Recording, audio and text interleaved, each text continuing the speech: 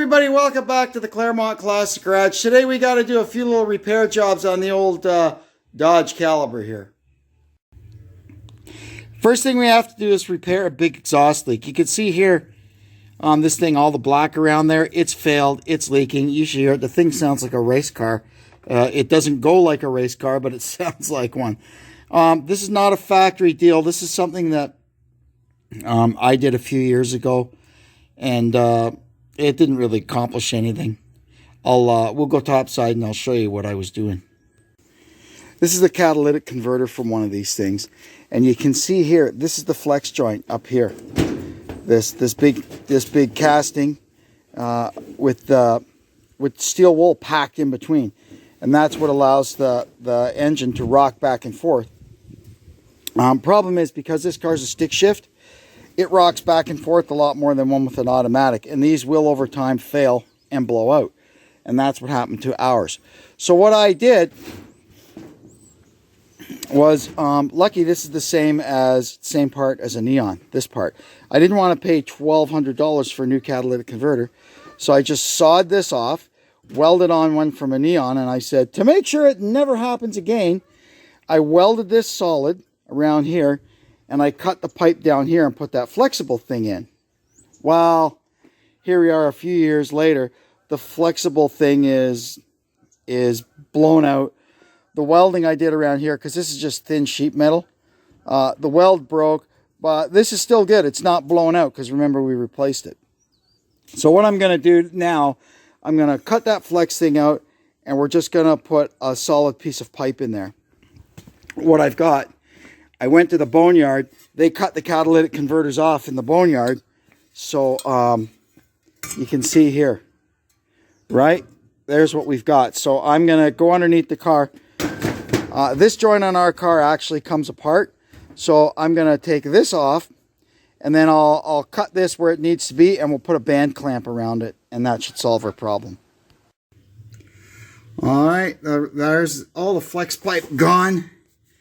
And I managed to get the stub, that slip fit joint, out of there. These stainless steel pipes, even though it's a low grade stainless steel, they will come apart if you work at it. And you'll notice here they use this flat band clamp, not a guillotine clamp or a U-bolt clamp, which gives you a fighting chance of being able to get this thing out. So what we got to do now is go prepare our new pipe. So here's our new one. First thing we have to do is get this clamp off and get this pipe out. This is the piece we're going to use, and we'll probably end up cutting it. I have to measure it against the other one once we get there, but it'll probably end up cut around here.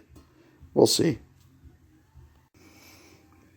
So we've got our new piece of pipe here that we sawed off a wreck at the boneyard. And we're going to go ahead and get it stuck in now. And we're going to connect it to the catalytic converter with a butt clamp. There we go, all back together. These things are a lifesaver. They're great. And we've still got our original clamp here. Now we've got a solid pipe. Everything's good. Let's start it up and see how she sounds. Well, let's see what happens here. Holy moly! It hasn't been that quiet since it was new. Wow. Now here's the next thing we have to deal with. The old money light. Now we've got an Evap coat on this thing. There's lots of things it could be. It could have a leak somewhere, like a rotted out pipe or something like that. Now all of that plumbing on this car is either stainless steel or plastic, so I don't really see that. The next thing would be rotted out fuel filler neck, but I never smell gasoline around the back of it. And when I fill the car up with gas, I don't see gas going on the ground. There's two little valves. This one is at the front. There's another one at the back. And there's the gas cap. I've changed the gas cap and the little valve at the back. Yes, we could diagnose, but it's not easy without the proper equipment to do that. So we just fire the parts cannon at it. So I found this at the junkyard, and I tested it on the battery, and it goes click, click, click. So we're going to go ahead and change this guy now. And then I'll clear the code, clear the engine light, and see if it comes back. So it's pretty easy. This thing, it's really easy to get at on these cars.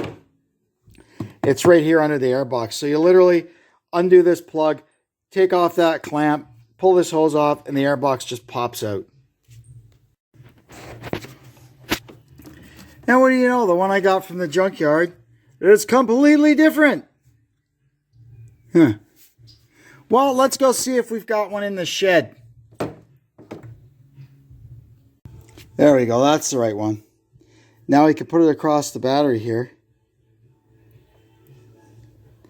and see if it goes click.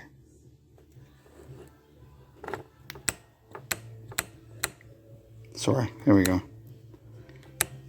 Yep, it goes click. So we're going to pop this one in and we'll clear the code and drive it for a couple of days and see what happens. It's pretty easy to get it out. You just unlock the lock, unplug it. Yeah, man, it's been in there a long time. Give me a sec. There we go. And then we've got two quick connects here. You see this thing here? You get it out like that, and out it comes. That, it's hard to see here. Here, I'll show you on this one. There's this thing here, and that's how you release it. You see, you go like that. You go like that, and that releases it. There's one there, and there's another one there. Then once we've got the two lines undone, all we have to do is release it from the bracket. And it's easier to show you on the new one. You just push on this tab here, which, see, that pulls that little tang out of the metal retainer. And then there will be some wiggling and jiggling if you're in the rust belt like me.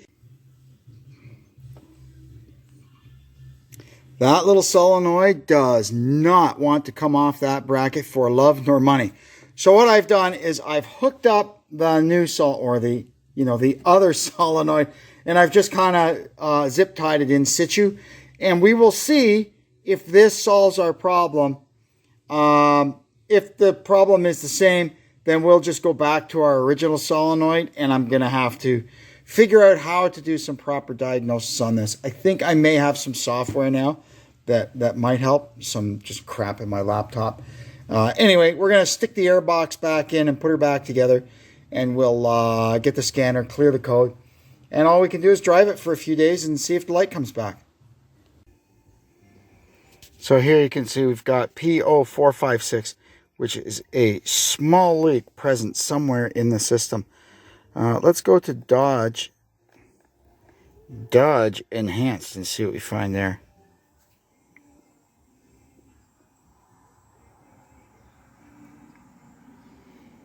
At least it works on this car. Dodge Enhanced does not work on the dually pickup, and I'm not sure why.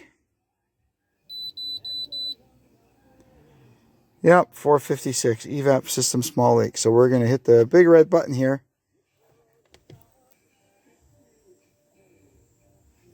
Yes. Pushing this button clears the codes. Do you want to clear the codes? Yes. Erase was successful. So now if we go back, let's see if it finds anything else. I just heard that solenoid go click. Interesting.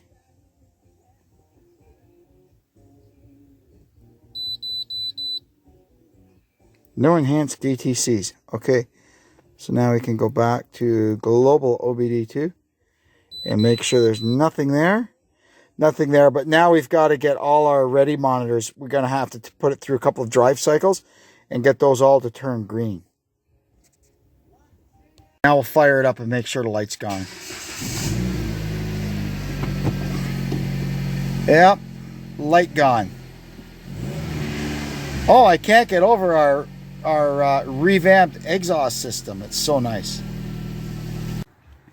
Now we have to change the door hinge on this. It's the bottom one, the one with the detent. You'll see when we open it right there. You see that little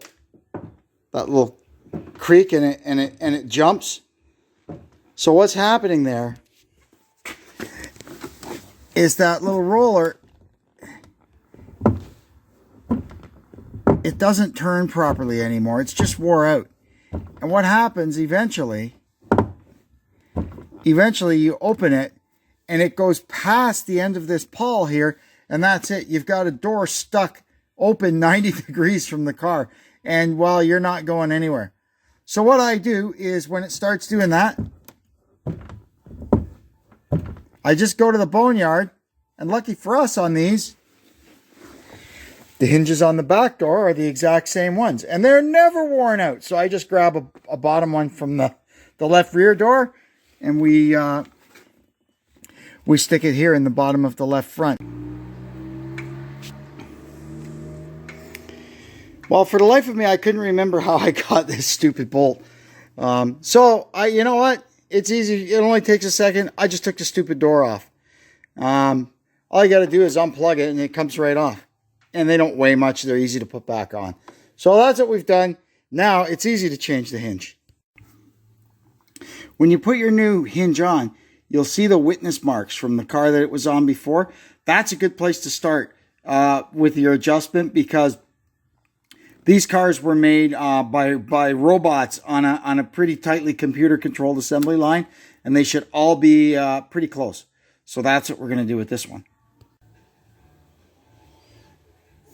All right, now we can stick the door back on, and then once we've got it bolted on, we'll start opening and closing the door and pumping a bunch of oil into that detent spring mechanism on the lower hinge there.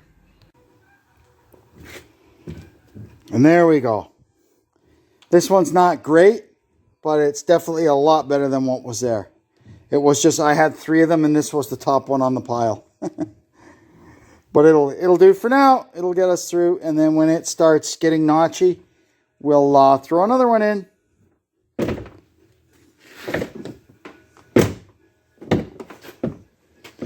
Okay, now it's not.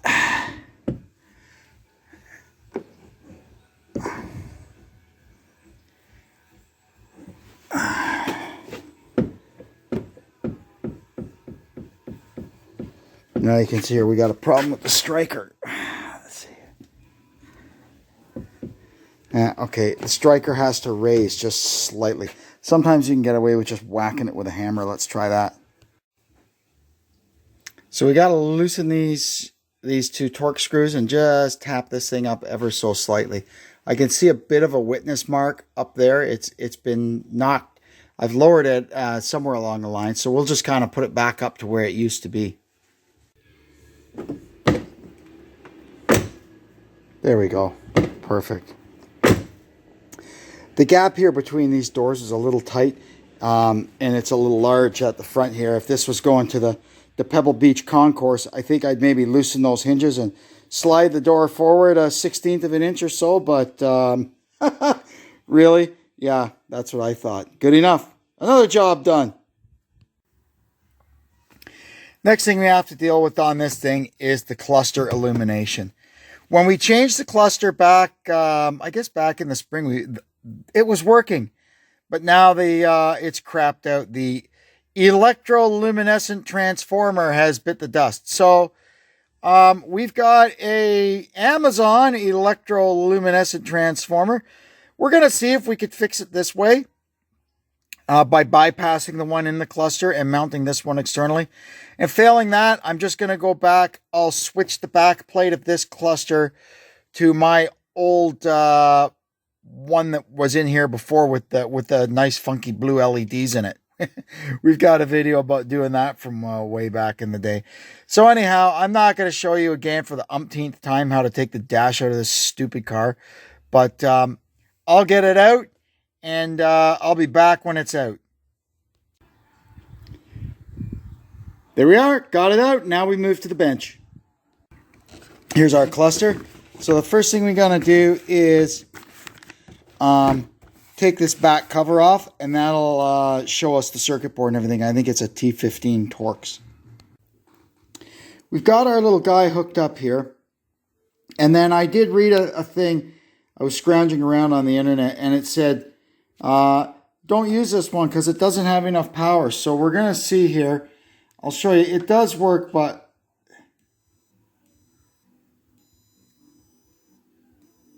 so you can see there, it sort of lights up, but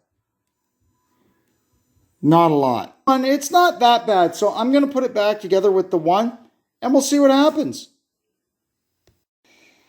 Now we have to see if we can get this thing off of here so we can work on it. First thing we got to do is pop our needles off. So you just use a cloth there to protect the face of the instrument, and you just get under it with some kind of a tool and pry straight up.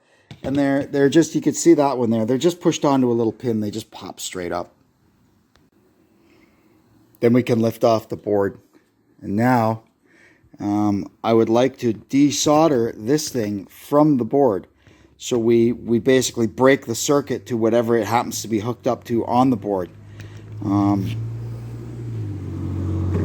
Not sure how exactly we do that, but we'll figure it out. Okay, I've got this little devil off the board. So we put the board back on, put our needles back on. Now we're going to flip it over and start working on the back again. Now I have soldered the output of our little transformer to our original holder. And now we can clip it back onto this thing, but have it not attached to the board. Then we'll just put a strip of Gorilla Tape there to make sure this thing doesn't come in contact with anything that it shouldn't. I think I'll put another piece, maybe I'll tape it down to the board. Got the old glue gun. I'll just glue this connector down onto there and that'll keep it from rattling. Now we'll fish this up through this hole in the backing plate, put it back on, and get all our screws back in. Now I got to make sure it still works before I put it back in the car.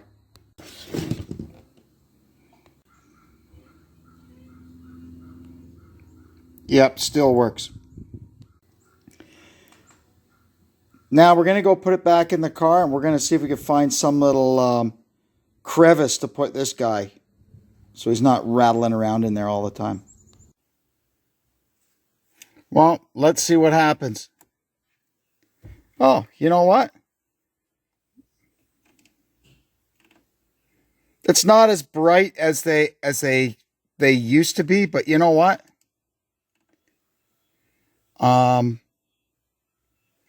Good enough for me. And the dimmer works. Yeah, that's just fine. Perfect. Now we can go ahead and put the dash back together. And I forgot to mention that the power to run our little transformer comes from one of the dash lights over here in the center stack. If you take this all apart, you're looking for orange wires. On Chrysler, orange means dash light. Just double check. But that I found the orange wire. It might have been orange with a black tracer or something, but it was that, and that gives you the pulse width modulation. So we can dim and brighten the transformer. And it's just grounded. You can see there the ground side of it. There's just a sheet metal screw staked into the doorpost there. And that's all there is to it. Well, there the dash is all back together. And if you can see, even here in the light, there you go. They still work. Perfect. Next thing we have to deal with, I don't know if I can make it do it, but no, of course I can't. We've got a creek back here somewhere. So I'm going to spray some oil. I'm pretty sure, if I had to guess, it's the sway bar bushings. So I'm going to spray some oil on the sway bar bushings, and we'll see if it stops creaking. If not, we're going to have to start spraying oil on everything else.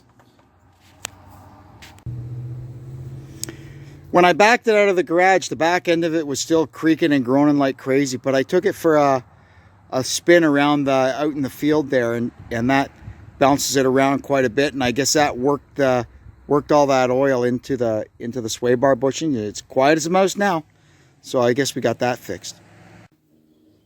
Here's the last thing we're going to do. You'll remember the other day we cleared the Evap code on this thing, so we're going to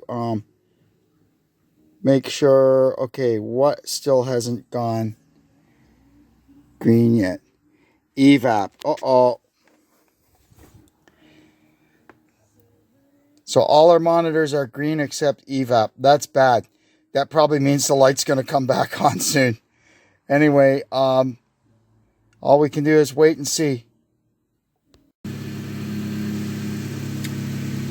I'm going to wrap this one up now.